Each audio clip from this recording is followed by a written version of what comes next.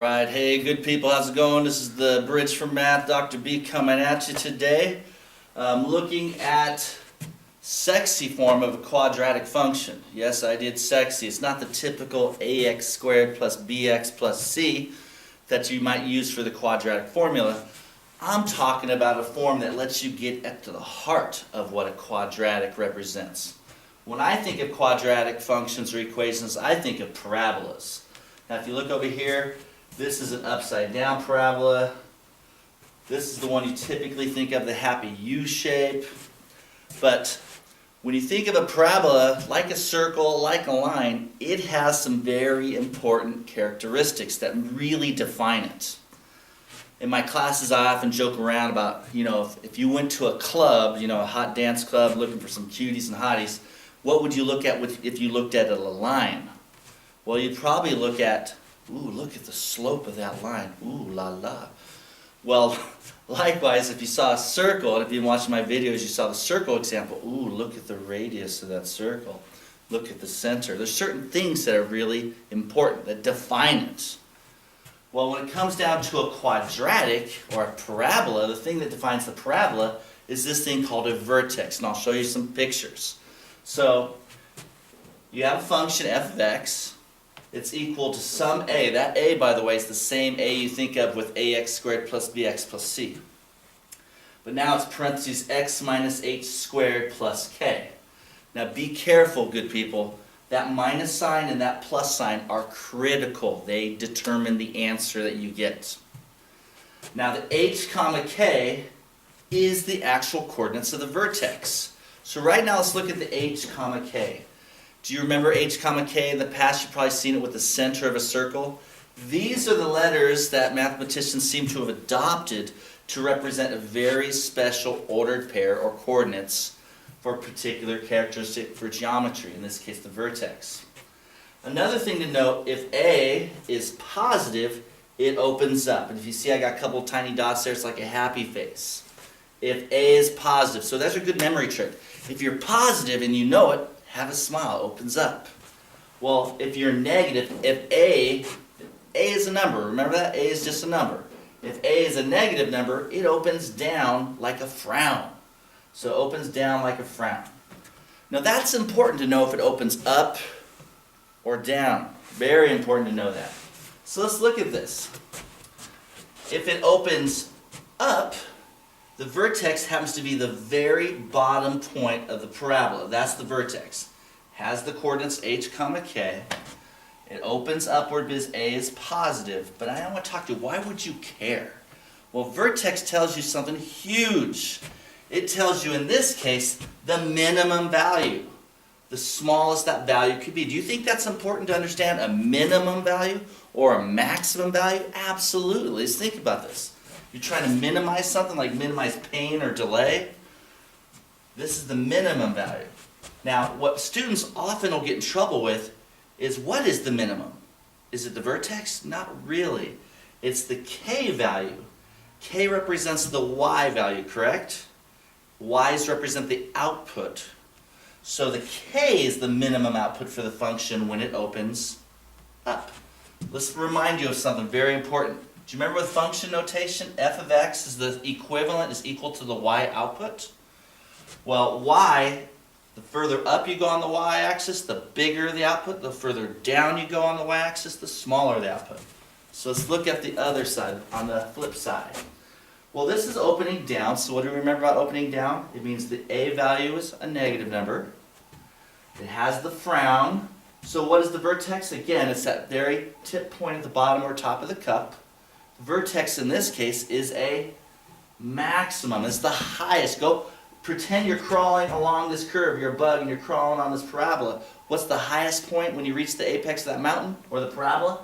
It's at the vertex. This time is the way it's opening down. Key. Do you think you might want to maximize profit or maximize something, the most muscle gain or whatever you're looking at, what you like to do? The k value represents the maximum output. Remember that. The output is the k value. One other trait of a parabola I'd like to share with you before we do a quick example. So I've drawn a picture of a parabola and it's opening up. So can you tell me real quick, is the A value positive or negative? Excellent, it's positive. Now notice I've drawn this dotted line and I've kind of gone through directly the middle of it. Would you agree, the middle of that parabola? Well, what does it go through? Yeah, good job. It goes right through the vertex, doesn't it?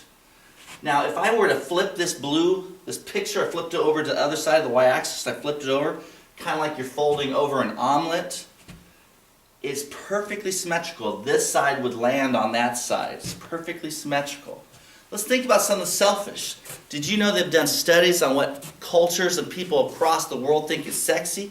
It's symmetrical. Now you think your eyes are symmetrical across your nose and your ears are symmetrical across your face. Symmetry is considered beautiful, and that means equidistant. So if you look at this distance right here would be the same as this distance right here. That's what we mean by symmetrical. What is not symmetry? Look at this.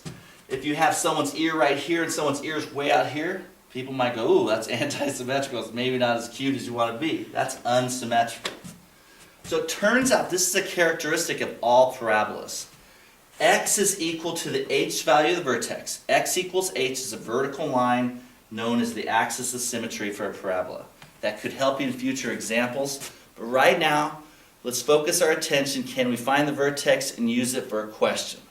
The question we have is, suppose you're given the following function.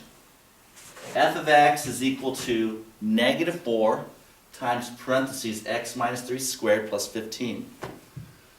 They want you to find the vertex, and they also want you to find the maximum or minimum value of this function. Now this is going to lead to a great word problem we're also going to do a video on later, so keep checking these videos. Well, did you notice this is in sexy form? This is not ax squared plus bx plus c. This is a times parentheses x minus h squared. So I always encourage my students to write the formula right below the actual question.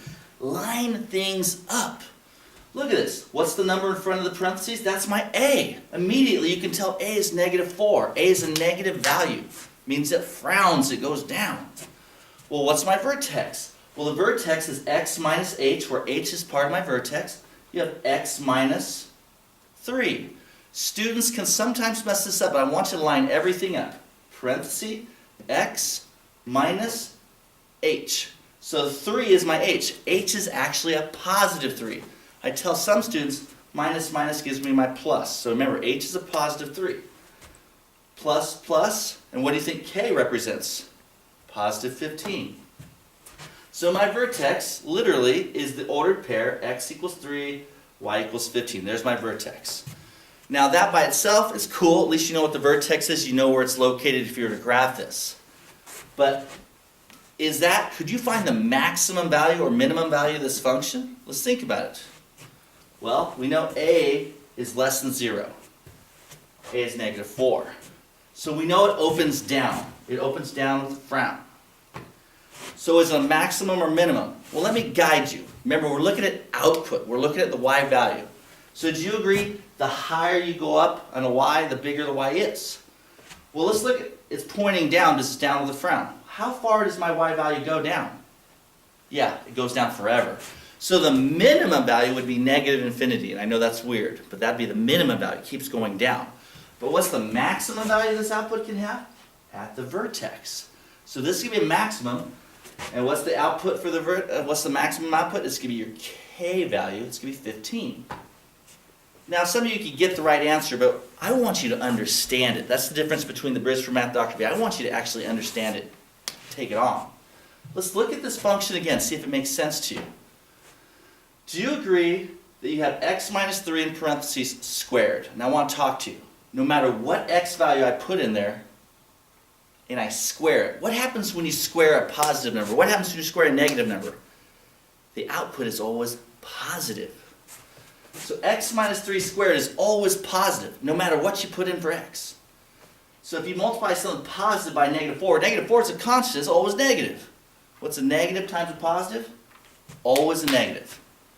So I'm always going to get a negative contribution from this piece. And then I'm adding it to 15. Well, do you agree? The best I could do would be to make this go to 0. Because if I add anything to this, any negative value to 15, it goes down, it shrinks down.